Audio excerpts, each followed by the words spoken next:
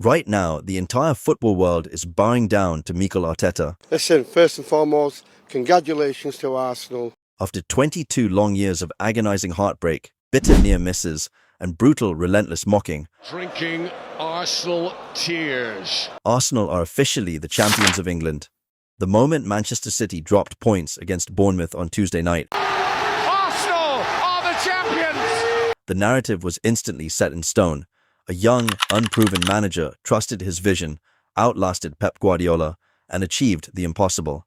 The media is calling it a modern miracle, but you wouldn't believe me if I told you that this entire historic moment was mapped out years ago. It's almost like one man saw the exact timeline, the exact tactical evolution, and the exact date where Arsenal would finally lift the trophy. While the rest of the world was treating Arsenal like a literal laughingstock, Jose Mourinho dropped a chilling warning about what this team would become. It's very, very good. We called him crazy. We assumed he was just playing his usual psychological mind games. But if you look at the real-world timeline of how this week just unfolded, it becomes genuinely terrifying. Every single word he said has come back to haunt the Premier League, and you won't believe the secret detail everyone missed in his original warning.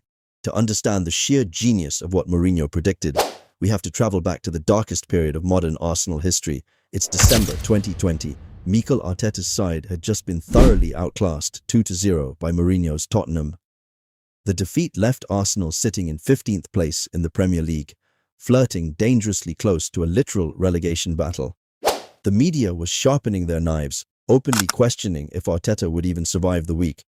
But instead of rubbing salt into the wounds, Mourinho sat in front of the press and did something that left everyone completely bewildered. He looked straight at the cameras and said, It's very, very good against a team that probably is going to be criticized because tactically, they are very good. They were very well organized.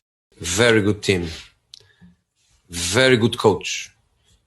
They have an incredible spirit. They are a good team, and he is a good coach. At the time, the football world literally called Mourinho stupid. Pundits claimed he was being fake, mocking a younger manager who was clearly out of his depth. After all, how could a team in 15th place be tactically exceptional, but pay extremely close attention to what happened next? Mourinho wasn't mocking him at all. As the ultimate master of defensive block systems, Mourinho looked past the raw results and saw an invisible foundation Arteta was laying down. He explicitly noted how Arsenal were building attacks with 4 players, but instantly transitioning to defend with a rigid line of 5. He saw a tactical culture being drilled into the players' muscle memory.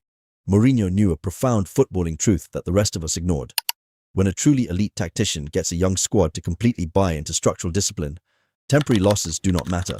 But Mourinho's prophecy didn't stop at tactics. He knew a massive cultural storm was brewing behind closed doors.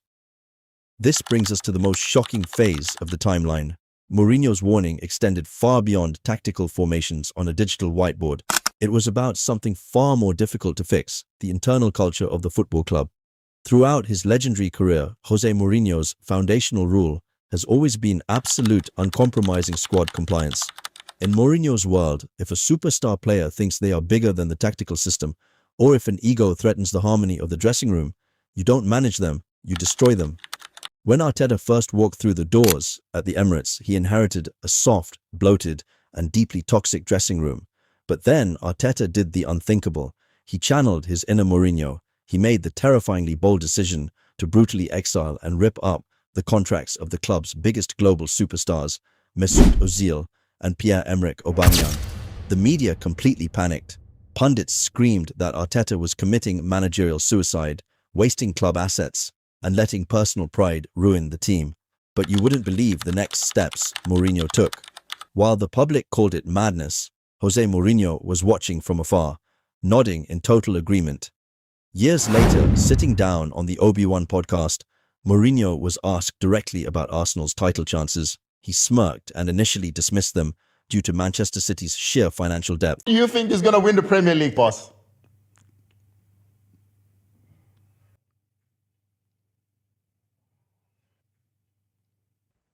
Man City 51 and Liverpool 49. But he immediately dropped a massive hint. I like the team and I like the project. I believe with these players, with Mikel, Arsenal will be Arsenal again. Why did the most ruthless manager in football history like the project? Because he recognized his own blueprint. Arteta was executing the classic Mourinho purge. He was willing to suffer short-term media outrage to establish absolute authority and cultural purity.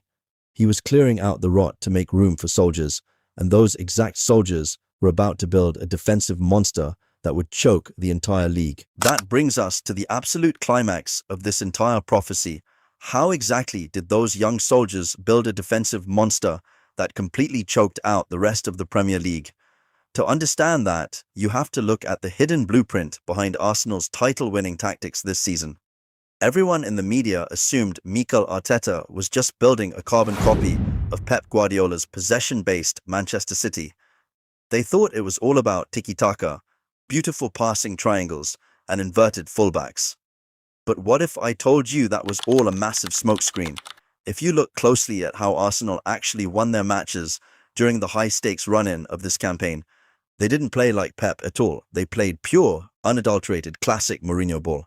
Think about the absolute trademark of a legendary Jose Mourinho title-winning team, an unbreakable physical iron wall that completely suffocates the opposition until they lose their minds. This season, Arsenal kept an astonishing 19 clean sheets. They didn't just win games, they actively took away their opponent's ability to breathe in the final third. They turned the Emirates Stadium into a fortress where creativity went to die. But you wouldn't believe the most insane, statistically absurd detail from this historic campaign. While the media was obsessing over beautiful passing sequences, Arteta's men were quietly exploiting a dark art weapon that Mourinho used to dominate Europe, with Chelsea and Inter Milan, complete and utter aerial dominance. Arsenal became the undisputed set-piece kings of world football, scoring an unbelievable 18 goals from corners and free kicks alone. They didn't just pass teams off the pitch, they physically bullied every single defender who stepped onto the grass with them. Think back to how Mourinho utilized giants like Didier Drogba, John Terry, and Ricardo Carvalho to weaponize every single dead ball situation.